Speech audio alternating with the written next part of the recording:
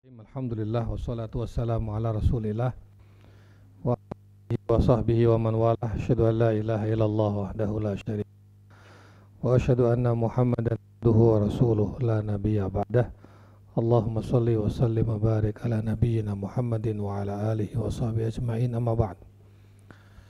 Para pimpinan yang kita muliakan, Ketua Yayasan Pak Ayahanda Haji Antam Masyadi, Ketua Yayasan Pendidikan Tinggi Haji Teguh Suwardi, para asatidz semua dan kader-kader yang kita banggakan.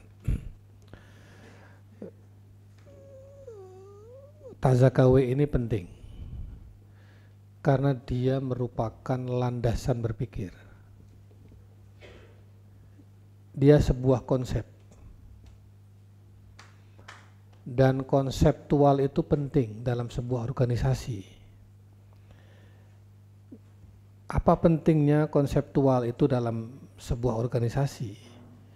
Pertama adalah konseptual itu membangun landasan strategis. Jadi kita ini di dalam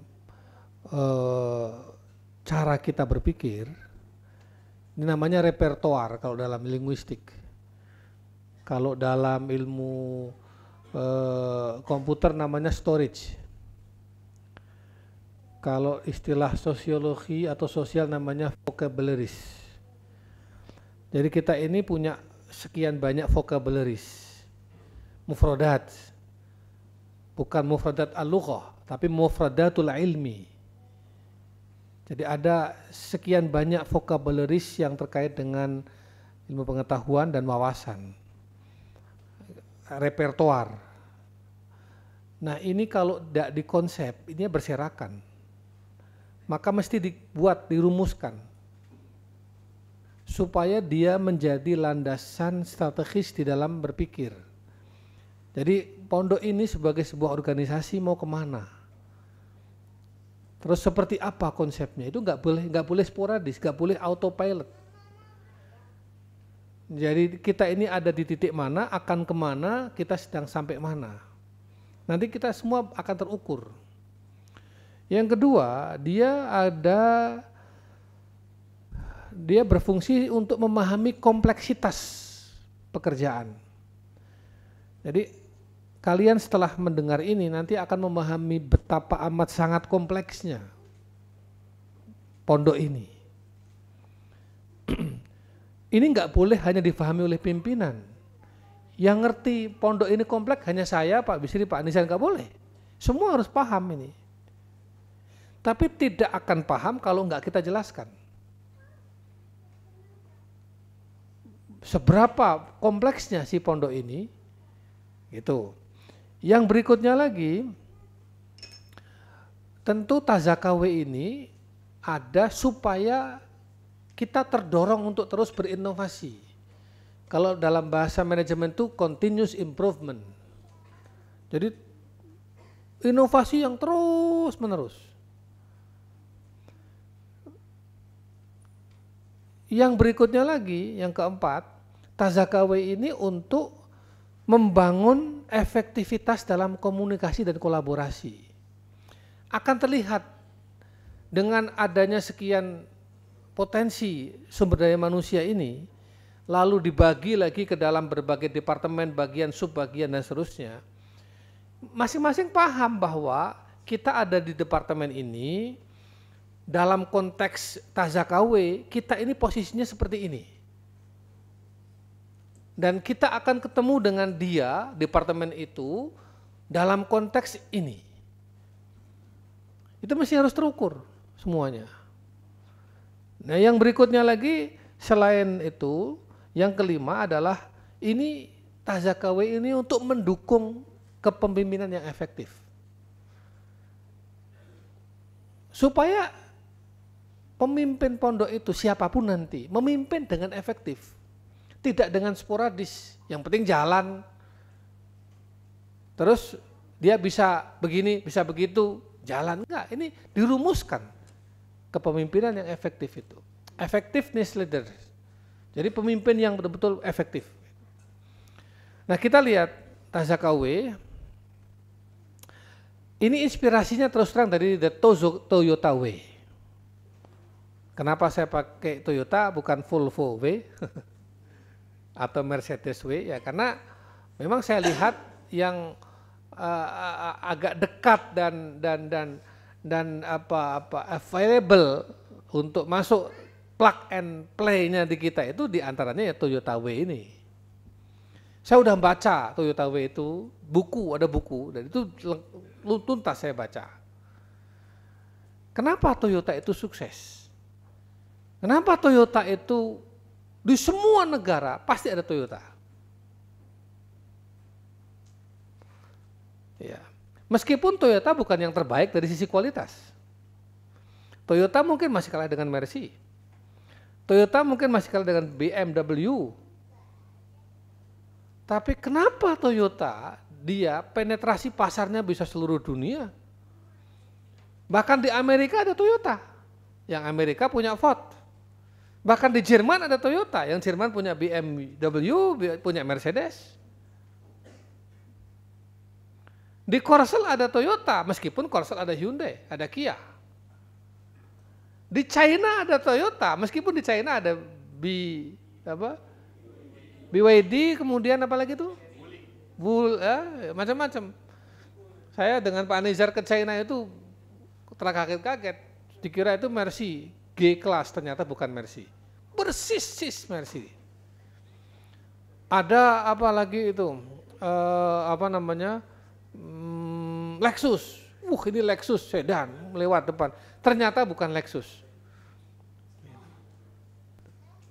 Itu Cina sekarang udah luar biasa. Tapi saya ingin dalam konteks Toyota. Maka sebelum bahas the Tazaka Way, saya akan bahas the Toyota Way. Toyota Way itu kalau digambarkan dalam sebuah piramida itu ada 4 dasar konsep. Pertama tentang filosofi, kedua tentang proses, ketiga tentang people and partners, yang keempat tentang problem solving. Ada filosofi itu terkait dengan kerangka berpikir jangka panjang. Proses itu bagaimana efisiensi, standarisasi, minimalisasi limbah, ya. Ini kan konteksnya perusahaan. Kemudian SDM dan mitra, people and partners, itu bagaimana penghargaan, tantangan, pertumbuhan. Dan solusi itu ya continuous improvement itu. Nah coba kita lihat teori the Toyota Way untuk menganalisis Tazaka Way. Lesson from Toyota. Less to be known. The Toyota Way is a set of principles and a management philosophy that underline Toyota's manufacturing operations and its overall organization culture. It's more than just a production system. It is a holistic approach to how Toyota runs its business, interacts with suppliers and customers, and develop its people. The Toyota Way bukan sekedar The Toyota Way adalah satu seperangkat prinsip-prinsip manajemen, seperangkat filosofi yang mendasari perusahaan Toyota bagaimana dia bisa beroperasi dan membangun sebuah kultur organisasi. It is more than just a production system. Ini bukan sekedar atau lebih dari sekedar sistem produksi, tetapi the Toyota Way adalah sebuah pendekatan holistik yang menyeluruh. How Toyota, bagaimana Toyota runs its business, bagaimana Toyota menjalankan bisnisnya, bagaimana Toyota berinteraksi dengan supplier, dengan customer, ini supply and demand, bagaimana Toyota membangun orang-orang di dalamnya. Nah, saya akan masuk ke prinsip-prinsip Toyota. Toyota itu 2 aja pilarnya dalam Toyota Way itu. Pertama namanya adalah peningkatan berkelanjutan, continuous improvement. Yang kedua adalah respect to people, menghargai manusia. Hanya 2 pilar. Continuous improvement atau peningkatan berkelanjutan itu menekankan pengejaran perbaikan tanpa henti. Jadi di Toyota itu perbaikan terus tanpa henti dan tidak pernah berhenti. Berhenti perbaikan, berhenti improvement itu berarti mati. Dia nggak boleh, ini prinsip luar biasa. Nah, di dalam continuous improvement itu ya tantangannya ada, memiliki visi jangka panjang, keberanian untuk menentang status quo. Jadi kita nggak boleh, udahlah nyaman begini, nggak bisa. Kita memang harus berani untuk lompat pagar, harus berani untuk berpikir out of the box, harus berani untuk melakukan lompatan-lompatan. Kalau mau continuous improvement. Terus Kaizen itu apa? Melakukan perbaikan bertahap dan berkelanjutan kepada seluruh karyawan. Jadi perbaikan memang tidak bisa drastis, bertahap. Tapi bahwa harus ada perbaikan, iya, meskipun bertahap. Yang berikutnya Genbusu.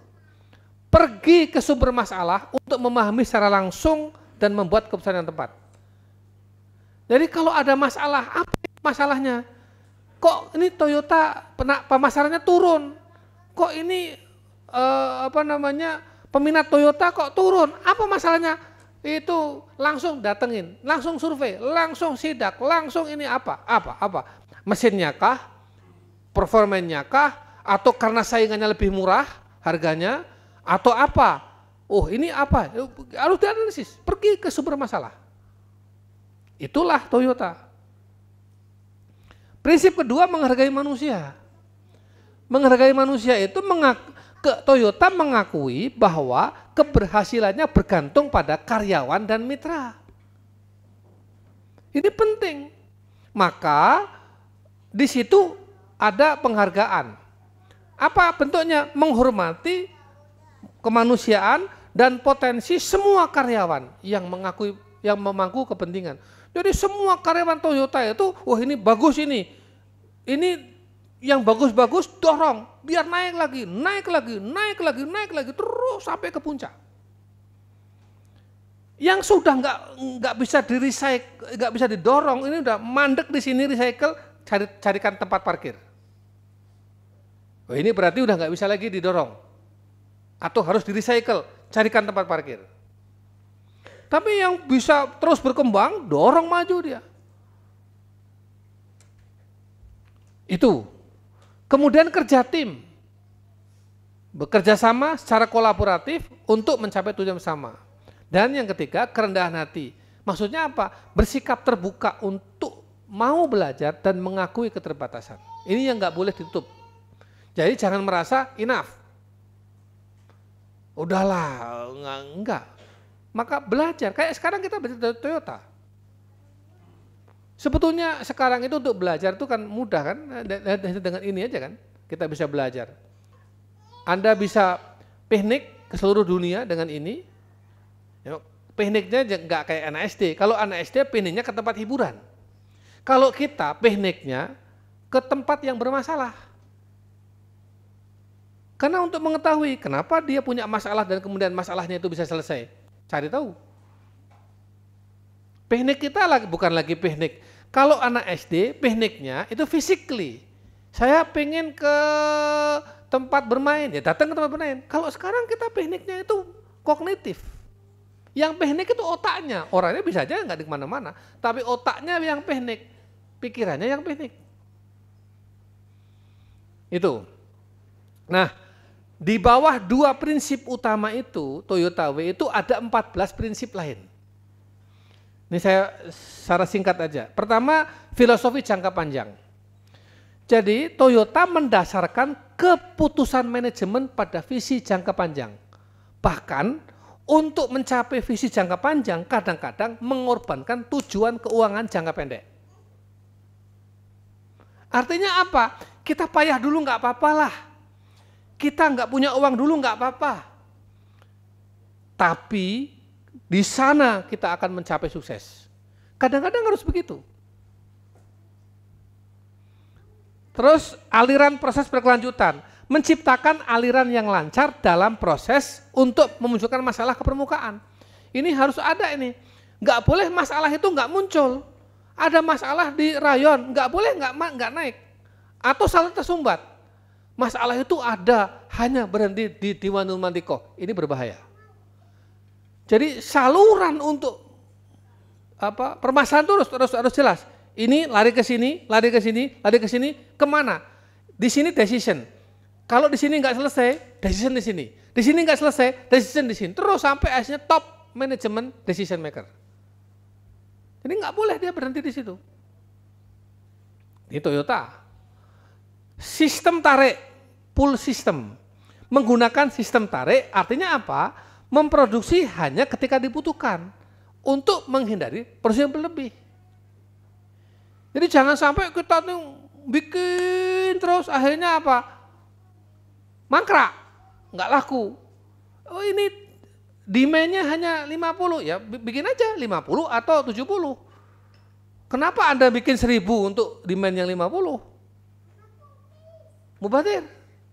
Sama dengan kaderisasi. Makanya SDM saya bilang bikin peta kaderisasi, bukan data kader. Data kader itu lampiran.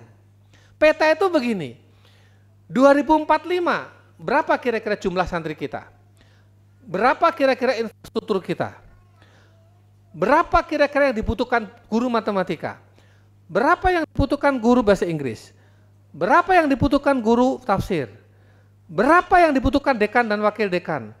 Berapa yang dibutuhkan kalau ada perguruan tinggi, rektor dan wakil rektornya? Kalau ada perusahaan, kira-kira 2045 perusahaan kita sebesar apa? Berapa yang dibutuhkan CEO-nya? Berapa direkturnya? Berapa manajernya? Itu yang kemudian membuat kita, oke, kalau gitu kita kader sekarang, segini aja, jangan sampai over kaderisasinya. Limbah nanti itu. Yang berikutnya, ini yang dibutuhkan ke sana, sebenarnya guru ini. Sekarang saya mau tanya, ada nggak dari semua ini yang sarjana bahasa Inggris? Saya nggak tanya yang bisa bahasa Inggris. Sarjana bahasa Inggris? Nggak ada. Yang sarjana matematika? 2. Kita punya, Pak Wisi ya? 2. Pertanyaannya, 2045 cukup nggak hanya dengan 2? Oh, tapi itu bisa ngajar matematika? Ya, bisa ngajar, beda dengan dia by science. Maka berarti kalau gitu ke depan kita tambah yang matematika, kita tambah yang bahasa Inggris, apalagi yang psikologi, berapa? Kita tambah yang psikologi, apalagi IT, apalagi nanti perusahaan IT kita akan terus berkembang. Cukup nggak Pak Amrin dengan 5 orang IT? Nggak cukup, bikin lagi. Berapa? Kalau Pak Amrin bilang, saya sampai 2045 butuh 5 lagi ahli IT dengan kualifikasi seperti ini. Itu sistem tarik namanya. Yang berikutnya lagi pemerataan beban kerja. Meratakan beban kerja untuk mengurangi ketidakkonsistenan. Ini kan merata sudah. Pembagian tugas itu dalam rangka pemerataan program kerja. Membangun budaya berhenti memperbaiki masalah. Ini penting ini. Memberdayakan karyawan untuk menghentikan lini produksi guna memperbaiki masalah kualitas secara langsung. Jadi jangan terus memperbaiki masalah terus. Kapan inovasinya? Orang kalau masalah ini nggak selesai terus, dia masalah berulang, tahun depan masalahnya sama, masalah sama lagi, masalah lagi, ini terus di situ, dia tidak akan bisa improvement. Caranya untuk improvement adalah masalah hentikan. Masalah tahun ini pasti ada, tapi bukan masalah tahun lalu. Masalah tahun depan nggak mungkin nggak ada masalah, ada kehidupan saya ada masalah. Tapi masalah tahun depan itu bukan masalah tahun ini. Itu namanya improvement. Ya, kalau saya masih negur ustadz-ustadz, kenapa begini tahun lalu begini? Nah, ini berarti belum selesai. Ini masih berkutat ini. Pak Amin ya. Masalah tahun depan iya, apa masalahnya? Tantangannya ini. Masalah tahun lalu udah selesai. Karena kita nggak akan, sebab setiap tahun akan ada masalah baru. Kalau ini nggak selesai, numpuk dia. Tugas standar, menggunakan tugas-tugas yang terstandarisasi sebagai fondasi untuk perbaikan dan pemberdayaan karyawan. Ini standar, makanya kita bikin PPK. Standar ini loh. Kamu nggak boleh kurang dari ini minimal. Maksimal good, great, tapi jangan kurang dari ini. Mana standarnya? Nggak boleh standarnya hanya penilaian saya.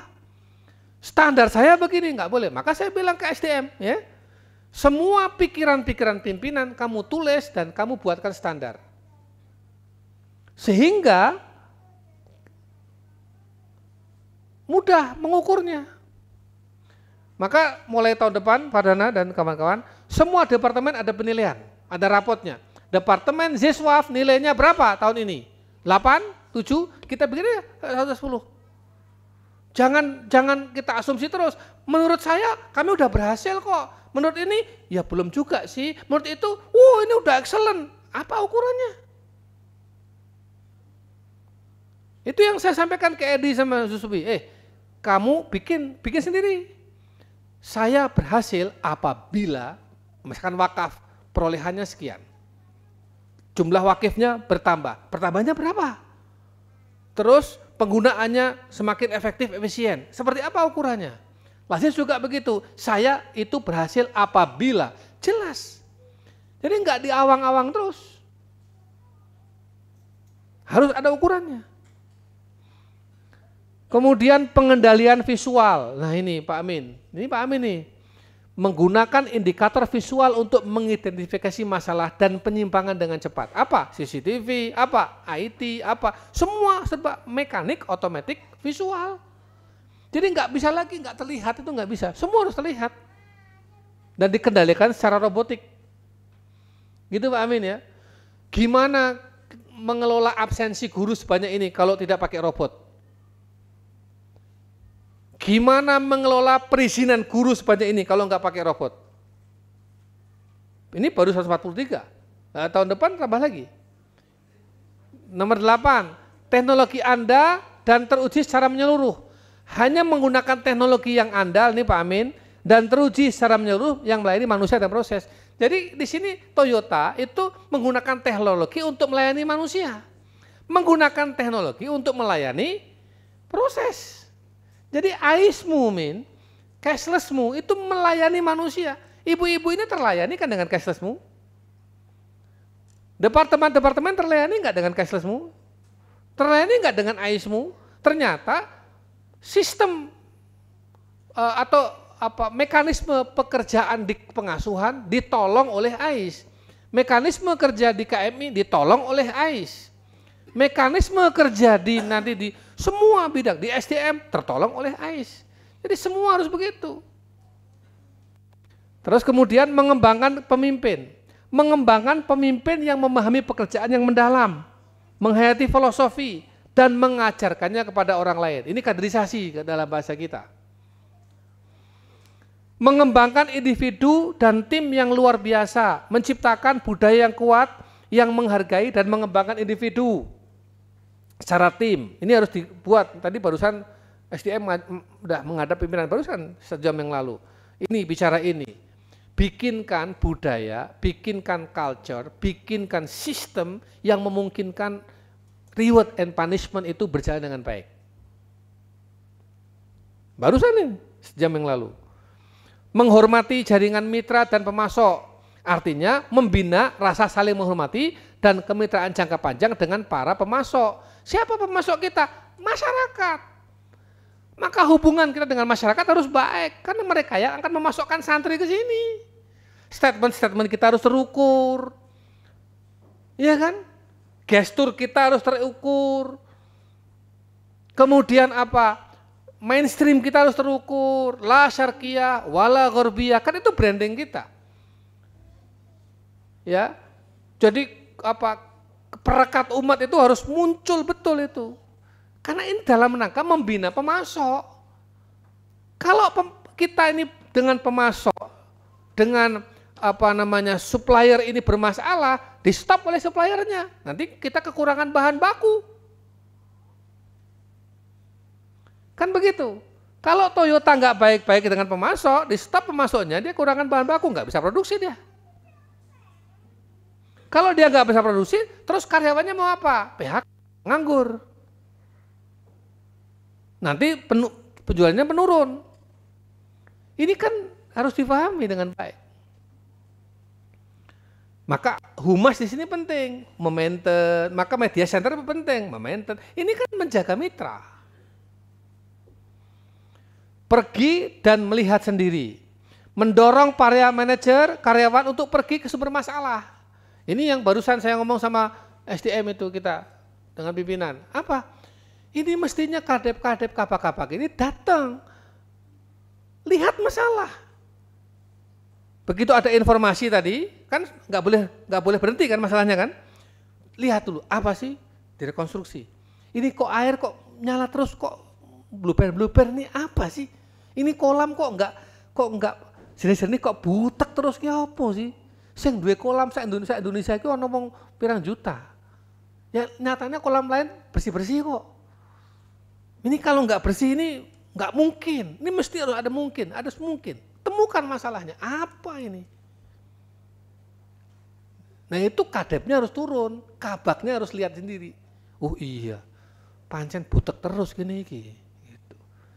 Dia sih apa sih alatnya, orangnya, kinerjanya, atau apa sumbernya? Temukan.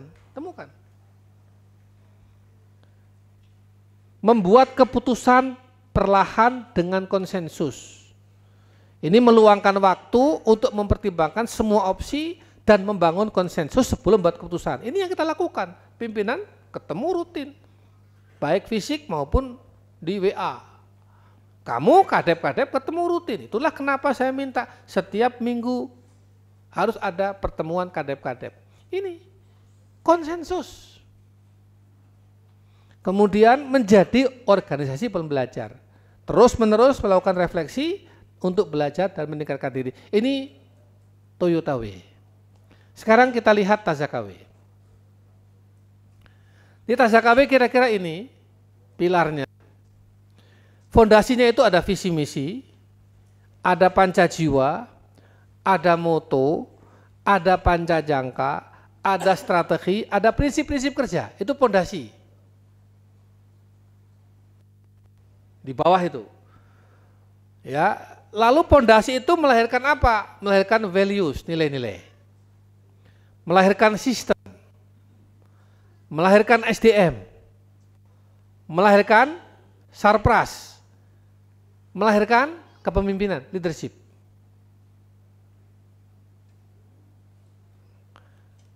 Sekarang kita bahas. Nilai-nilai itu apa? Di pondok ini minimal nih, ada platform. Ada visi, misi, ada orientasi, ada panca jiwa, ada panca jangka, ada moto, ada 3 strategi, ada prinsip-prinsip kerja, itu nilai-nilai. Sistem itu apa? Ada sistem utama, 9 kalau nggak salah, atau 8. Pertama, sistem kelembagaan. Alhamdulillah, kita kan kelembagaannya jelas, yayasan, pimpinan pondok, ya kan? Di bawahnya ada departemen lembaga-lembaga, ada lagi departemen, ada lagi bagian, ada lagi sub bagian. Kelembagaan kita. Lalu sistem pendidikan dan pengajaran. Besok akan kita bahas. Ada lagi sistem kepengasuhanan santri. Ada lagi sistem kaderisasi SDM. Ada lagi sistem pengembangan dan pemeliharaan sarpras. Jadi mengembangkan dan memelihara sarpras itu ada sistemnya. Boleh nggak kalau tiba-tiba ini ada space kosong nih depan Robitoh ini, gimana kalau taruh satu gedung lagi di situ, pluk gitu. Ini kalau nggak pakai sistem nanti akhirnya suatu ketika taruh aja. Begitu. Ya. Maka harus ada sistem. Mana yang boleh dibangun, mana yang nggak boleh dibangun. Dalam membangun bagaimana sistemnya? Dari mana perencanaannya, sampai eksekusi bangunannya, uangnya dari mana, bagaimana cara masuk uangnya, gimana cara pembiayaannya, semua harus ditata. Kemudian sistem pendanaan, ini ada dibahas sendiri nanti. Pondok ini duitnya dari mana aja, sumbernya, terus duitnya dipakai untuk apa saja, jelas. Ada 6 instrumen pendanaan dan 9 cost structure. Pipa masuknya ada 6, pipa keluarnya 9. Nanti kita akan bahas itu. Kalau enggak begitu nanti duit dari mana aja, pemetaannya apa, ini uang wakaf untuk apa ya, uang zazis untuk apa ya, itu dari amal usaha untuk apa ya, ini uang santri untuk apa ya, wah macam-macam nanti. Atau penggunaannya. Kemudian sistem pengembangan kelembagaan. Oh kita mau bikin MI, mau bikin TPQ, kita mau bikin perguruan tinggi. Bagaimana cara membuatnya? Siapa yang memutuskan? Siapa yang memutuskan bikin MI? Siapa yang memutuskan bikin TPQ? Siapa yang memutuskan bikin perguruan tinggi? Terus bagaimana proses keputusannya itu? Ini kan namanya sistem pengembangan kelembagaan. Dan yang berikutnya sistem kesejahteraan keluarga. Keluarga kita bukan keluarga kiai, keluarga semua. Nanti kita akan bahas ini. Kemudian SDM. SDM itu ada 6 tipologi atau 6 profil. SDM itu ada 1 SDM keulamaan atau kiai. Ya, kita pesantren harus ada kiainya. Kalau kiainya meninggal, maka harus ada kiai baru yang menggantikan. Enggak boleh kiainya meninggal. Terus siapa kira-kira yang pas jadi kiai? Enggak ada yang pas. Atau pondok itu dipimpin bukan oleh kiai. Kan banyak juga itu. Menurut saya enggak. Kalau kita sudah pondok pesantren, pemimpinnya harus kiai. Jadi itu kultural yang melekat. Kalau dia belum kiai, bagaimana caranya dia supaya kiai? Bagaimana? Ya upgrade keilmuan, kekiaiannya harus muncul. Jangan sampai kekiaian nggak muncul, keilmuan kekiaiannya, kompetensi kekiaiannya. Terus sikap, tutur kata, gestur, perilaku, keluarganya termasuk. Jadi portofolionya harus ke sana. Yang berikutnya akademisi, ilmuwan, intelektual. Berikutnya manajer. Berikutnya lagi public relation, kayak Pak Nizar misalnya. Siapa yang akan menggantikan Pak Nizar? Yang bisa belusukan ke kementerian, belusukan ke top manajemen negara, belusukan ke luar negeri, yang bisa menjalin kerjasama dengan Mesir, Saudi di waktu yang sama, dengan intensitas yang sangat tinggi. Ini penting. Mesir ada lagi di bawahnya itu. Karena kalau nggak begitu kita nggak punya jejaring. Siapa yang bisa menembus rektor-rektor PTN itu? Siapa yang bisa berkomunikasi dengan rektor-rektor itu? Oh kita mau kerjasama dengan dia. Siapa yang bisa menembus pengusaha-pengusaha itu? Loh kita mau fundraisingin dia. Siapa yang bisa menembus pejabat itu? Loh kita mau bekerjasama mitra dengan dia. Bisa ada. Kemudian entrepreneur. Ada kader yang memang dia entrepreneurship-nya bagus. Makanya bikin usaha sukses. Sukses. Dia menjadi pundi-pundi keuangan pondok. Kalau enggak entrepreneur enggak bisa. Kasih proyek dagangan rugi bangkrut. Bikin lagi rugi bangkrut. Bikin lagi kita bangkrut terus. Ini kan harus ada. Kemudian supporter. Supporter itu ya kiai, ulama, laisa. Akademisi, laisa. Manajer, laisa. Public relations, laisa. Entrepreneur, laisa. Terus ente ada hal muhim anak mustakmal fi ayi makan. Jadi dia itu yang penting tenaga, support, loyal, gitu kan. Taruh di sana bisa, bantu ini bisa, bantu sana bisa, tarik ke sini bisa. Itu supporter, dibutuhkan juga. Sarpras utama asrama, MCK, dapur, masjid, kelas, lapangan olahraga, perumahan guru. Kepemimpinan kita ada 3 prinsip, kolektif, kolegial. Dari awal kita pondok ini dibangun, corak kepemimpinannya bersifat kolektif, kolegial. Saya, Pak Anizar, Pak Bisri, satu kesatuan. Dan kita nggak pernah berselisih pendapat kan? Berbeda pendapat sering, tapi tidak pernah berbeda dalam membuat keputusan. Catat. Caranya apa? Komunikasi. Jalan. Lapang hati, bersih, clear. Kolektif kolegial. Demikian pula kalian di departemen. Kan ini kan dikerjakan rame-rame. Departemen Isiswaf ada berapa? Departemen DPU ada berapa? Departemen, itu kolektif kolegial, bukan one man show. Kemudian distribusi peran, tanggung jawab, dan tugas. Dengan pembentukan struktur itu sudah merupakan distribusi tugas. Kemudian kepemimpinan berjenjang. Jadi nanti ada tahap ini naik kadep, naik kabak, naik lagi, naik sampai nanti top manajemen. Ya, itu.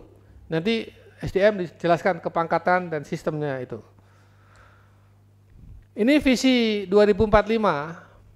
Ada visi kelembagaan, ada visi kaderisasi. Jadi saya kira kemarin saya merenung itu, nampaknya ini yang paling pas itu. Jadi visi kelembagaan kita itu ya TPQ, MI, Pondok Putra, Pondok Putri, perguruan tinggi, dan wakaf company. Mana yang belum terwujud? Nah, tinggal itu. Oh, Pondok Putri belum ada. TPQ udah ada belum? MI sudah. Pondok Putra ya sudah. Pondok Putri belum. Perguruan tinggi, Putri kan setengah ya. Udah jalan kan? Kemudian wakaf company sudah. Terus gimana ya? Masih punya waktu 20 tahun lagi. Pimpinan pondok masih punya waktu 20 tahun lagi untuk mewujudkan ini. Kalau ini enggak terwujud, ya berarti pimpinan pondok gagal mencapai visinya sampai 2045. Kan tinggal dinilai aja nanti saya. Jadi ternyata kaderisasi kita itu yang paling banyak justru di S2 ya, tengahnya. S1-nya lebih sedikit itu nanti dikoreksi itu. Kemarin saya bikin coret-coretan Pak Pardana. Jadi dengan yang ada sekarang saya bikin sketsa itu. Ini akan geser ke sini. Sekarang yang S1 aja udah hampir habis kan? Habis ya? Sisa berapa aja kan S1? Kecuali yang baru-baru. Yang S1 lama kan tinggal beberapa orang aja. Nanti kan ini kan pindah geser. Pak Zainur Rohib itu Tazakawe tahun lalu kan SPD. Sekarang udah berubah status kan? Udah geser. Pak Zainur Rohib udah pindah ruangannya. Siapa lagi kemarin tuh? Hah? Pak Tony itu setengah tahun yang lalu itu masih di ruangan sini. Sekarang udah geser ke sini. Ari Mustain gitu. Tahun depan Pak Afadi itu geser pindah rumah itu. Sama siapa? Ali Sodik, Adin ini geser. Jadi nanti justru S2 yang banyak. Nanti baru dari S2 itu semakin ke sana semakin selektif. Nah, ini oke, doktor. Sekarang Pak Hakim lagi S3. Ya kan? Kan kita nanti tinggal siapa lagi yang bisa di S3-kan? Ini bisa di S3-kan. Ini bisa di S3-kan. Ini tahan dulu. Biar dulu di sini. Ini ntar dulu. Maka kader itu enggak usah dikte pimpinan. Saya nanti apa gini-gini enggak usah ngajari pimpinan itu. Emangnya kami enggak berpikir itu? Saya paling enggak senang tuh ada kader itu, Ustaz, ini saya nanti setelah selesai ini saya mau begini. Wes tak kilani sak mono kowe. Enggak usah dikte ngatur-ngatur, enggak usah. Aku paham, pimpinan udah paham. Pondok ini akan begini udah paham. Tinggal siapa nanti yang akan. Kalau orang itu potensial, orang itu bagus dan bisa dilejitkan, enggak usah ngajari, itu udah otomatis masuk dalam daftar yang akan dilejitkan potensinya. Semakin banyak orang potensi, semakin tenang kan kita, semakin ringan kerjaan kita kan. Ya, jelas kan? Nah, ini S1 50, S2 70, S3 20. Insya Allah, Allahumma 2045. Nah ini komposisinya, kan kita ini kan ilmu agama dan umum harus sama. Inilah perwujudan dari visi itu. Maka Islamic Studies 50%, yang 50% lagi di luar ilmu-ilmu agama. Terbagi dalam 2, STEAM dan Applied Science, dan Social and Humaniora. Termasuk ekonomi, manajemen, itu social humaniora itu. Oke.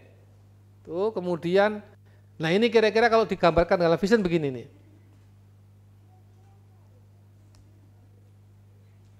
Jadi cita-citanya kita adalah perguruan tinggi nanti. Di sini ada TPQ-MI, Pondok Putra, Pondok Putri, Wakaf Company. Maka ini yang dibutuhkan yang paling vital, sumber daya manusia dan pendanaan. Sumber daya manusia ini untuk mensuplai ini semua. Kemudian pendanaan ada 2 instrumen atau 2 lembaga yang kita, atau 2 instrumen yang kita tekankan. Pertama dari instrumen ZIS, yang kedua dari instrumen wakaf. Ya, ini di luar yang internal kita. Yang wakafnya kita mengembangkan wakaf melalui uang dan wakaf uang produktif, supaya wakaf uang itu nanti melahirkan wakaf based holding company. Yang ini nanti menjadi sumber besar untuk pendanaan kita, seperti halnya Harvard, seperti halnya Al-Azhar, seperti halnya Oxford dan seterusnya, yang sumbernya adalah endowment fund. Sebetulnya konsep ini sudah ada contohnya di dunia, dan contohnya adalah lembaga-lembaga pendidikan besar, timur maupun barat. Nah, untuk itu dibutuhkan values, system, and leadership. Ini analisis SWOT ya, silahkan nanti masing-masing teman-teman bikin kayak gini. Apa sih kekuatan kita, apa kelemahan kita, apa peluang kita, apa ancaman kita. Kalau ini sebelah kiri ya, secara vertikal ini membantu mencapai tujuan. Jadi kekuatan dan peluang itu membantu kita mencapai tujuan. Sebelah kanan vertikal menghambat tujuan. Kalau kelemahan dan ancaman dibiarkan terus, itu menghambat kemajuan. Ya, yang horizontal atas ini dari dalam. Kalau kekuatan kita apa, kelemahan kita apa. Kalau yang bawah itu peluang ancaman itu dari luar. Kata kuncinya apa? Creativity and innovation. Terus continuous improvement. Kira-kira begini implementasinya. Ini ada sistem dan nilai, ada SDM, ada kepemimpinan. Ini roda berputar. Kalau satu mandek, ini ngerusak. Coba satu mandek, rusak nanti. Mesin nggak bisa berbunyi. Kan ini kayak apa, gear itu kan? Gear. Ini harus jalan. Nilai-nilainya harus jalan, sistemnya harus jalan, SDM-nya harus jalan, ada SDM-nya. Dan leadership yang menggerakkan SDM itu harus jalan. Yang menggerakkan sistem itu. Kalau enggak mandek. Ini kalau tadi sistem tadi kan ada berapa? 8 kan? Ya. Ada sistem kelembagaan, pendidikan pengajaran dan seterusnya itu. Itu ada value, ada behavior, ada output. Intinya itu apa? Intinya itu ini, corporate culture. Jadi kalau ini bisa kita laksanakan, kita ini punya kultur perusahaan sendiri, namanya Tazaka Culture. Jadi di Tazaka Culture itu apa? Kayak gini. Tazaka Culture apa itu? Gini kerjanya. Media center, setiap ada event tidak boleh kurang dari 24 jam harus terbit rilis. Itu culture. Pak Alam. Maka harus dibangun terus itu. Kalau kamu kadang sekarang sehari, besok 2 hari, kadang 3 hari kemudian baru terbit, itu bukan culture. Tapi kalau kamu rutin selama 3 tahun, 5 tahun, pokoknya di Tazaka ini tidak ada event kecuali sebelum 24 jam sudah tayang. Ini terus selama 5 tahun. Ini culture. Satu culture. Itu kecil. Culture dalam publikasi. Ini harus dibentuk. Maka jangan ngacak, pakem aja. Pak Edi misalnya, di Tazaka itu begitu guru liburan Ramadan, itu kamar guru ibaratnya Jam ini orang keluar, jam berikutnya ditempati oleh guru baru lagi clear, ready. Itu culture Edi.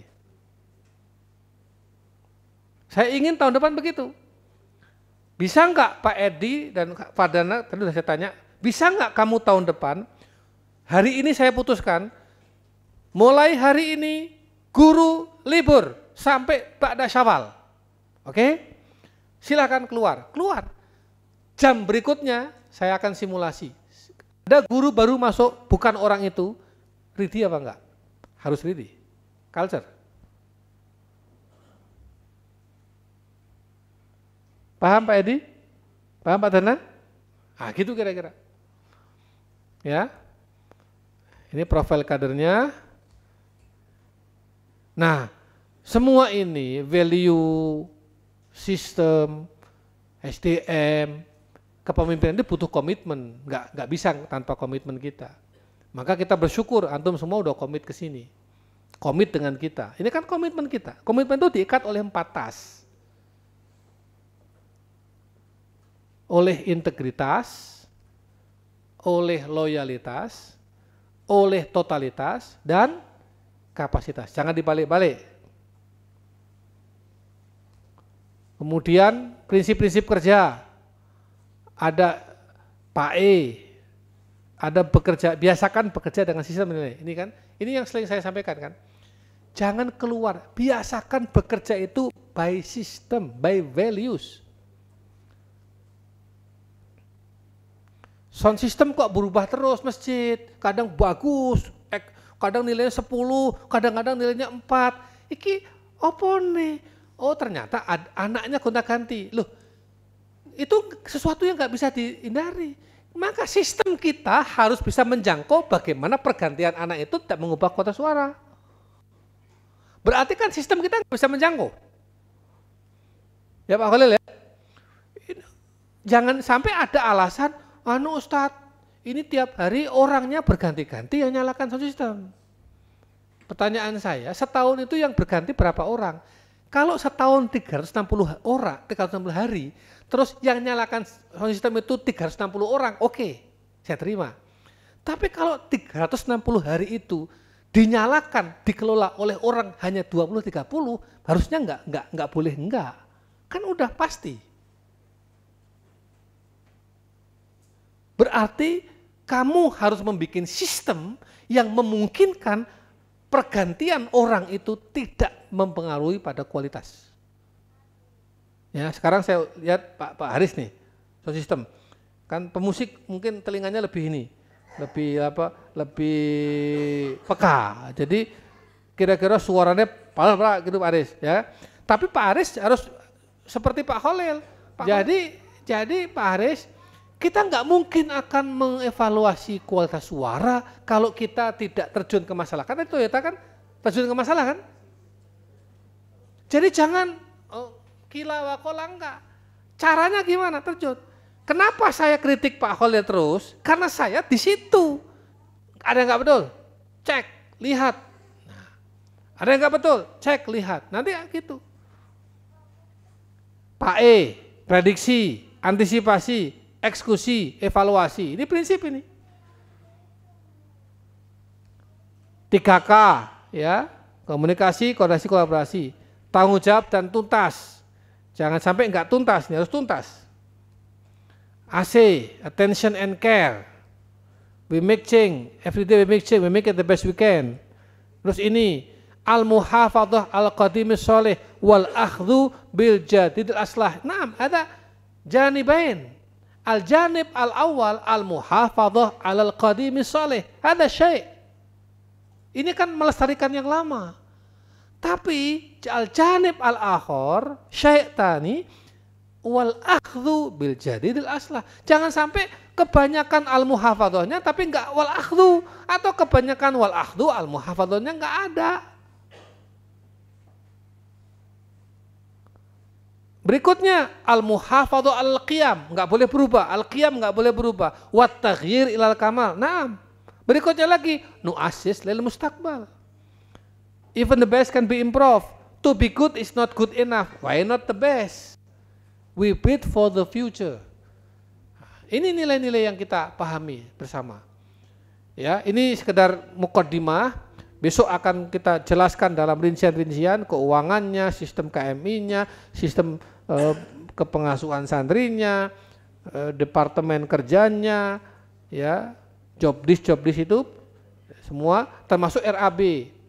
Jadi sekarang kita RAB ini mulai sekarang mana Pak Umam? Ya, saya ingin keuangan lebih tertata lagi by system. Jadi jangan semua pengajuan tanda tangan, enggak tahu, harus neracanya harus terukur gitu. Ya, bismillah. Aku qouli hadza, wassalamualaikum warahmatullahi wabarakatuh.